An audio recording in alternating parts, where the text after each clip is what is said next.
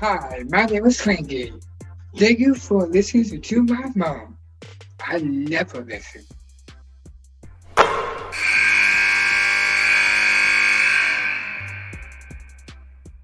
Welcome to the podcast, Nothing But Net from UMass. Megan Olbrys is with us. Megan, so great to see you. How's it going? Hi, thanks so much for having me. It's going great. I'm having a lot of fun. I think transferring here was probably the best thing that's ever happened to me. So yeah, I'm having a great time. Joy, fun, entertaining. Those are all words I love in the women's space, right? Tell us what you're having so much fun about doing in this The group of atmosphere, players. yeah, the atmosphere every day. This group of players, we bond so well together, and I mean, I can call them my family. They're literally my sisters. I have a whole new family, but definitely the atmosphere we bring every day. Everyone's ready to work. It's not like no one skips a beat for sure. Megan, I've been told you're wise beyond your years. What does that mean? Wait, why are you laughing? I just like to think that I have gone through a lot of experiences, and I was so lucky my freshman year to have someone to look up to, like Maddie Segrist, who's really guided me a lot of the way. And now being able to step up and kind of take that responsibility for my new underclassmen and anyone that I talk to, I try to use those experiences for sure to help me. Yeah, there's no question. Like when you play with a player, an All-American, one of the top scorers in the whole history of the game, honestly, when you look at average in a season, she's up there. Her name will always be in that conversation. What are a couple of things you learned from an alpha, if you will? Because she certainly had the alpha playing style, but she Yeah. definitely didn't have the alpha personality. Um, Definitely determination. She was always something I've taken from her was for our pregame warm up.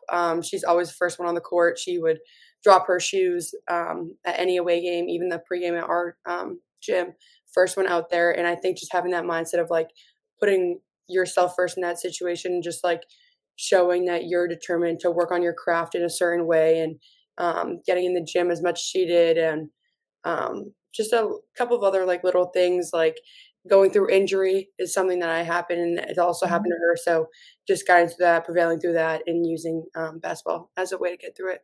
You would assume that people might be aware of this, but I want you to take us through for you. What is like by day prep for a game? Let's say the day before a game and the day of a game before you get ready to play 40 minutes.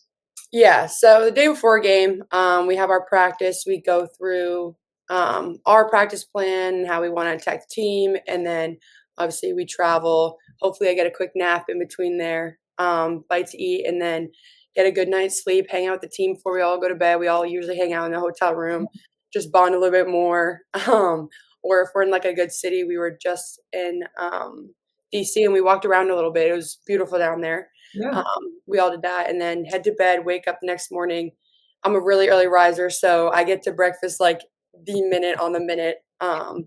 Get a good breakfast in, um, braid my hair. I do a couple of braids up top, so that's a go-to for me. It's always part of my routine.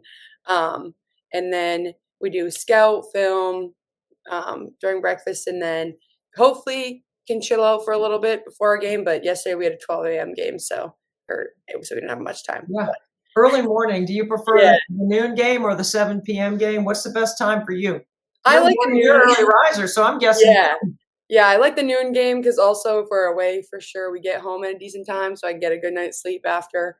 Um, but sometimes I do like the night games because then my family just comes down and they can Mhm. spend the day down here. So that's for sure. There's something invigorating about walking out of the arena after a game. For me, prep, all the prep that I do, all the stuff, same, call the game, walk out of the arena, and it's daylight. There's Yeah. something invigorating about that, right? Because it's not the Yeah. norm Oh, the way we 100%, grew up, 100%. right? Yeah. Yeah, What do for you like sure. about it? Um, just knowing that, like, walking out of the game, seeing the daylight, and, like, being able to do other things outside of basketball, like, Yes. go eat, like, dinner with my family because sometimes the night game is just too late, it's just way too late. But, eating dinner with my family, like, I don't know, doing anything, getting some homework done, Feels like free time, right? yeah, it feels like free time because you have the rest of the day off and feels great. I I'm assuming that, like for me, every minute is accounted for, it feels like. And so when you get to that, it's almost like an exhale of, oh, I've got about a couple of hours that I can do whatever I want, if I want to do nothing or if I want to get ahead. Usually I'm thinking, oh, I need to get ahead. So, like a coach, I might spend an hour post game, some to eat and drink. And then after that, it's like right back on to the next thing. Is that the way it goes for you as a student athlete? Oh, for sure. Spending my time wisely is definitely something as a student athlete I try and like really manage. But definitely after the game's over, like you have fun, eat dinner with your family, like enjoy the win. But then it's like, what's next? Like tomorrow's practice. Like, what are we doing? Like, Right. what do we want to get accomplished in the whole practice? And just looking forward to who we're playing next.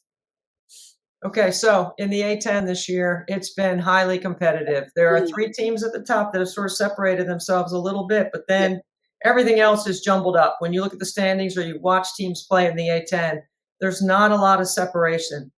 What is it going to require for you guys to make a move up when conference tournament rolls around? Yeah, we talk about this a lot at practice. It's going to take a lot of focus. We can't really have any opportunity to like have like dry spurts. A lot of focus, and we have to just be overall. He said this yesterday, just more excited than the other team, like more ready, and just again, really, really focused.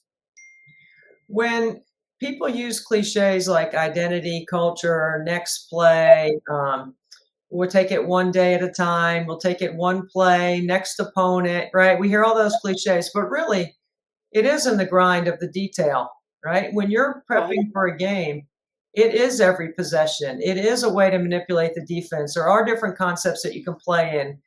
Tell us a little bit about UMass's scheme and just a couple of nuggets. Like if people have not seen UMass play, what would they see in the detail? yeah, we really hone in on also our culture for sure. We like to be energetic, and high fives are a really big thing for us. Anytime you see someone, anytime, high five, high five, high five. It Yeah. just that's kind of our next play mentality. Something play where it goes wrong, high five, or we get in a huddle. We really get in the huddle as much as we can, and we just refocus, refocus, refocus. And then also a big identity for us. I feel like we press a lot. Mhm. That's something you're definitely going to see. Our defense, we really pride on our defense, especially at practice. We against our practice players, really no easy trip down, but they definitely make us better for sure. So yeah. What are you going to do next when your playing days come to an end? What's on your vision board? Yeah, I mean, on my vision board, definitely this year has become a little different than prior years. Being here, developing a lot more as a player in person. Playing overseas is definitely something that I want to pursue for sure. And then I also really do like working in the media. So hopefully, with the classes I'm taking this year, I can continue that. Um, yeah. What part of media? Tell me what I classes you really take. like yeah, me and, my teammate Casey were really big into, like, the TikTok dance and stuff like that, but using social media for, um, any, like, professional team being their media, like, Mhm. person taking the pregame videos or, like, doing interviews and stuff like that.